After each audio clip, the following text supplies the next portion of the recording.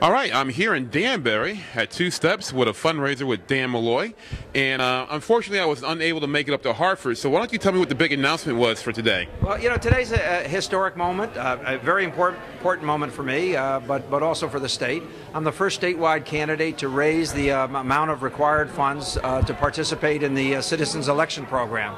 As of today, we have raised $250,000, which is the amount you have to raise as a candidate for governor to participate in that system. So we're very proud of that. That means that I'll have the required assets to compete with any candidate, Democrat or Republican. It gives me access to up to $8.5 million in funds to spend on the campaign. By the way, that's more, I think it's about twice as much as any candidate has spent in a 23-week period in the state of Connecticut. Now, of course, that gets triggered by the fact that we have all of these multimillionaires running around the state trying to buy offices. And now at least I know I can compete with them. Right. Now, to educate people about how difficult that is to achieve that, because it's $250,000 under $100 or less, is that correct? The maximum contribution was $100. We have 4,000 people who have contributed to our campaign.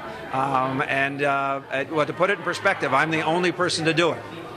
So it's a daunting task, and one that we finished 3 weeks ahead of schedule, and I'm very happy with that. You know, the campaign, since we converted from an exploratory to a real campaign March 10th, you know, the outpouring of support has just been tremendous. Okay. Now look, we're a couple of weeks away from the big convention.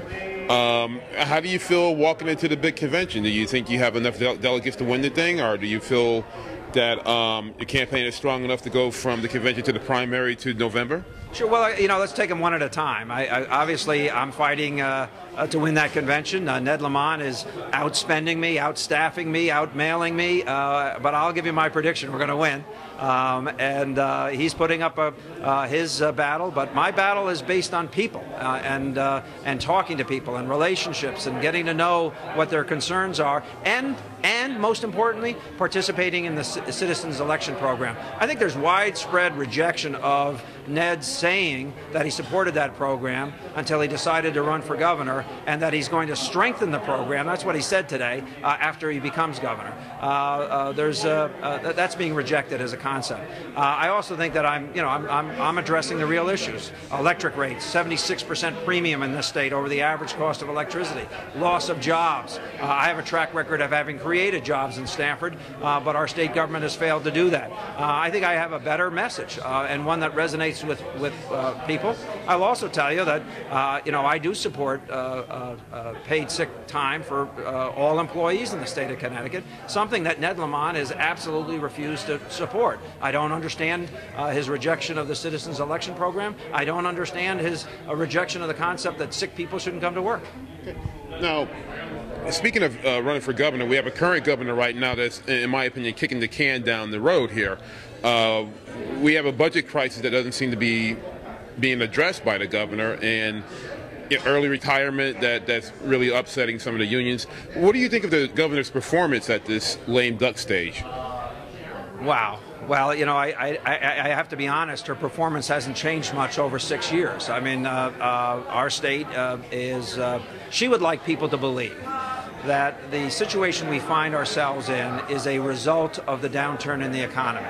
What people of the state of Connecticut need to understand is this is a structural deficit which would have existed regardless of the downturn in the economy. And the reason for that structural deficit is this governor has not demonstrated the kind of leadership in either cutting the budget or requiring that the budget be paid for.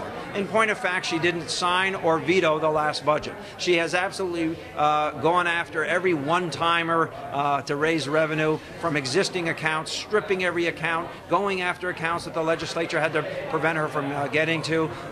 There's been a total lack of leadership on the part of this governor. Now, you know, I'm a Democrat, and I can't say that we've covered ourselves only in glory over these years either. We've made mistakes. So this is my message. It's a bipartisan problem. It's going to take a bipartisan solution. Let's stop playing the blame game. Let's get all of the folks around the table. Let's have a leader who's going to bring people around the table. Connecticut is better than this. We're better than this. Our leadership after January 1st is going to be better than this. Now, one last thing. Since we're in Danbury, a big topic is immigration. And I'm going to go around to all the gubernatorial candidates and ask the same question out of them. We have a law that's happening down there in Arizona right now that a lot of people are upset about. Some people are saying it's unconstitutional. It is basically saying that the police can just, at any point in time, check for people's IDs or ask for people's papers. As governor, would you consider doing something like that in Connecticut, or what is your opinions about that particular law? Well, you know, I'm not just a candidate for governor. I'm a former prosecutor and practice law. In my opinion, that law would not pass constitutional muster in the state of Connecticut. We have very broad rights granted to individuals who are visiting our state, who are living in our state, or are citizens of our state. And the idea that you can have probable cause that someone's here illegally because of the way they look or the way they speak is abhorrent to our state constitution. But I want to say a couple of other things. My wife runs a rape crisis center. And if we start to tell people who may come forward to testify about assaults or crimes that they've witnessed or trying to make their neighborhoods a better place, if we send the message that by coming to us, you may expose yourself, then you know what we're going to see? We're going to see more crimes perpetrated on larger numbers of people with fewer people willing to testify about that.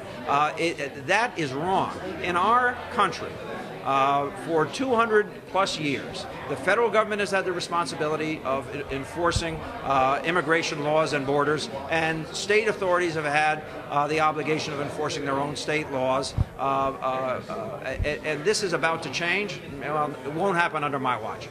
And one more quick question. One last topic that's close to my heart, especially in Danbury, because I've been covering it a lot, is education.